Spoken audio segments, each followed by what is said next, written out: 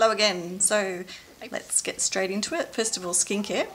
So the first thing I wanted to mention as far as skincare goes is a new range of products that I've been using now for probably the last couple of months, and that's the Iluka brand of skincare.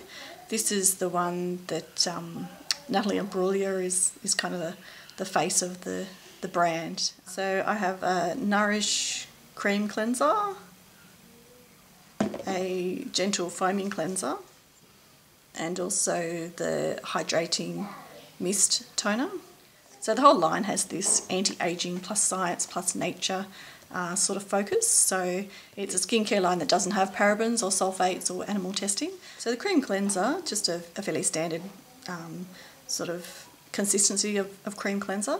It has almond oil, marine collagen and sesame oil. It's non-drying, it's very mild and gentle and seems to rinse off very well with water. I usually use it in the shower and just remove it with cotton pads. And the gentle foaming cleanser I've been intending to use in the mornings just for a quick wash off cleanser. This one has kakadu plum, aloe vera and chamomile extract. Also very gentle, non-drying, non-irritating sort of wash. It's actually like a clear jellyish sort of consistency and fairly low foaming, which you would expect from something that doesn't have sulfates, but it does feel like it cleans really thoroughly and doesn't leave any sort of residue or tightness of the skin. And the Hydrating mist toner, which does seem to be a really lovely hydrating toner. It has aloe vera, green tea and marine collagen. I'm actually showing you an empty bottle here because I finished this off this morning, so I'll definitely be repurchasing. I'm going to go back to Chemist Warehouse and get the whole range again. It's affordable, it's effective, and it's also in keeping with sort of my ethos.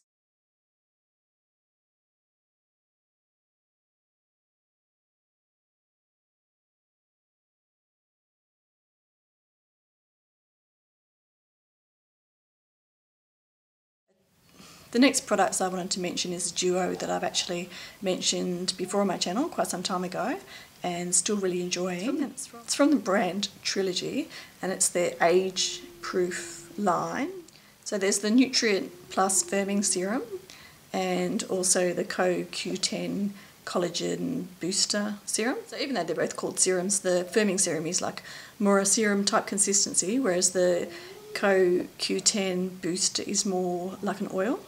And what I tend to do is just have a little tiny pump of both on the back of my hand, mix them together and apply it to my face in the morning before my day cream. I just find it gives me a really decent level of hydration. Trilogy products are really great quality and natural as well.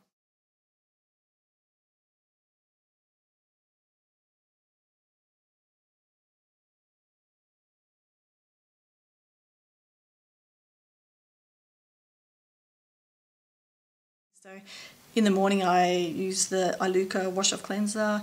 I then tone with the Iluka toner, apply the serum combination, and then it's time for my day cream. And at the moment what I've been using is this product here, which is the Coles brand baby sunscreen lotion. So it's a SPF 50 plus sunscreen, broad spectrum. It's designed for babies, so as you would imagine there's nothing too irritating in there. It's got aloe vera and vitamin E, which most things seem to have these days. I don't think that would be in any concentration that's particularly beneficial, but what I like about it is that it's quite moisturising. It actually feels like a moisturiser, not like a sunscreen. It's got quite a cosmetically elegant sort of consistency for just a cheap product from Coles. And I find even though I've got fairly dry skin, with the serum first and then this product over the top as my day cream, it's enough hydration for me. And because it is such an inexpensive sunscreen, you're not going to be particularly wary about using too much, and it's important to use a decent amount of sunscreen. So I really have no issue with using quite a lot of this each morning and making sure I not only cover my face, but also my neck and chest area as well. I have also recently repurchased that product, and it now comes in a roll-on grade. I can understand that a roll-on probably is better to apply to your baby, but when you're using it as a day cream, for me it's not quite as functional. So what I've done is I just pulled the top off the container, so it had like a roller ball in a little cap that I've just pulled off and left it open, and then when I want to use it in the morning I just tip some out onto the back of my hand and then apply it to my face. So if I wanted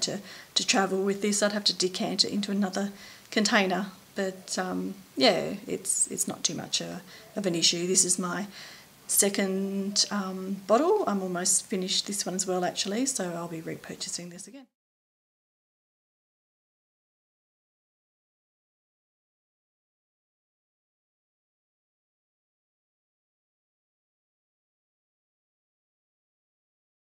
To makeup now. All the products that I'm going to mention here I'm actually wearing on my face today. Product, it's actually a bronzer from Revlon. This one is in the shade 035 Sun Soleil. That's what it looks like.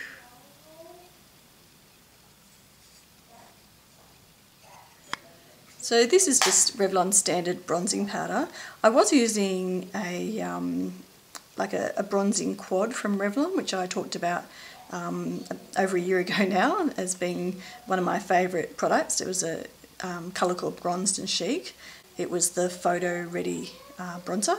That one only comes in one colour, and it's got like 4 different segments that you swirl together to get the colour. And just been an outstanding bronzer for me, concentrating in the top half of the pan in 2013. But what I was finding was that I was only using the 2 lighter colours. If I used the darker colours as well from that compact, it was a bit too dark for my pale complexion.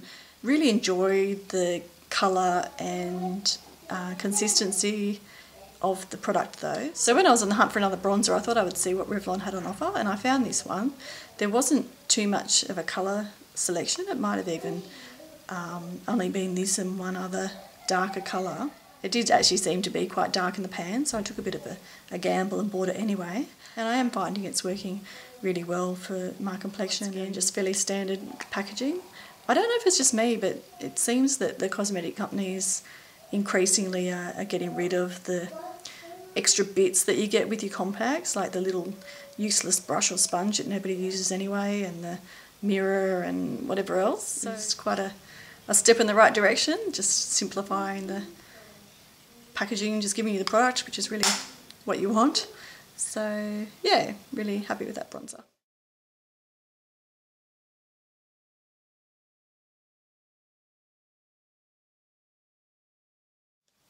Next makeup product is mascara, and there's 2 that I wanted to talk about. This one's a Maybelline, the Falsies Big Eyes mascara. And the beauty of this particular one is that it's a dual-ended mascara, so it's not one of the ones that has the like undercoat and then the top coat. It's actually one that's designed for bottom lashes and top lashes. So the bottom lash wand is like that, and then the other end is just your standard sort of mascara wand. It's a volumizing mascara. So I've been a bit of a fan of Maybelline mascaras anyway, but I just think having a product like this where it's got a bottom and a top lash brush in the same mascara is just genius.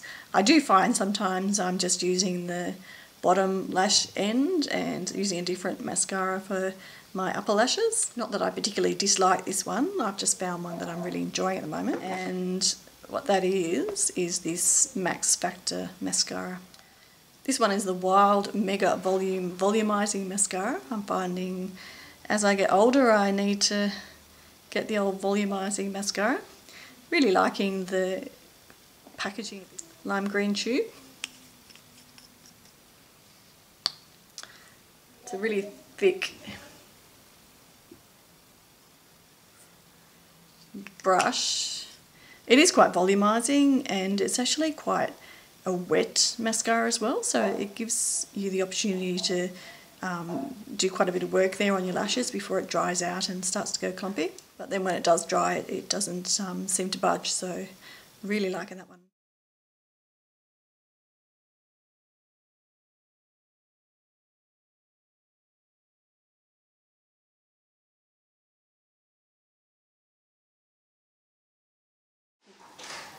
Okay, onto hair care. It's the Schwarzkopf Colour Mask Intensive Permanent Colour. I have been experimenting a bit with some box hair colours lately, just mainly in the interests of convenience and price, I guess. So I was using the Garnier Olia hair colour. This one is number 7 Dark Blonde. And I was finding this one was pretty good. Condition-wise, it's quite a good one. But I was struggling to get past the consistency of it. To actually apply it to your hair, it feels a bit like a glue sort of, if you know what PVA glue sort of consistency is. So it's really quite a strange consistency. And when you do first rinse it out before you put the conditioning sachet into your hair, it really does leave your hair feeling quite straw-like. By the time you've conditioned and everything, it's fine, and it doesn't seem to be overly damaging at all. So I was enjoying that one, but there was some issues with it that I was struggling with a bit, I guess. On the hunt for a different hair colour to try, I did the old search on YouTube to see what people were recommending, and there was quite a lot of us that were recommending this particular line of colour. They do actually have probably the best selection of the lighter end of the spectrum. So this particular one is a dark blonde colour as well, but it's a level 8 colour, so a bit lighter than the Olia brand. They also go up as light as a 9 as well. There's quite a light blonde in this range. With the Olia one, I was dyeing my hair. It's still a dark blonde, but it seemed to be quite dark when it was first done, and it took a few washes before it faded to the colour I actually wanted. Whereas with this Schwarzkopf one, when I dye my hair with this, it comes out being the colour I want initially. Seems to cover the greys pretty well. It lasts quite a decent amount of time as well. Obviously it is a hair colour, it is going to be doing some sort of drying out or damaging of your hair, but the condition of my hair using this one isn't too bad. And the beauty of it is actually the ease of use. So you actually get like a little jar that you mix the colour up in, and then scoop it out and apply it to your hair with your fingers, just like you would a hair mask. So it is really easy to just massage that into your roots of your hair and make sure that it all gets covered without having to fuss too much or too much effort. So it says, I think, on the box it has a pleasant fragrance. It has quite a fake sort of floral fragrance to it, which I'm not a great fan of, but it's not too offensive. So I have found this particular type of hair colour quite difficult to get where I live. I did a lot of searching in different pharmacies, chemists before I could find some. I actually found some at Woolworths supermarket, but they didn't have the lighter colours in the range, only the darker ones. And I was in the reject shop one day and I actually found that they had this colour range there, so I've been buying it from there ever since. Yeah, if you're looking for a hair colour, particularly in the lighter end of the spectrum, that's not too damaging for your hair and gives you a decent colour, I'd recommend this one.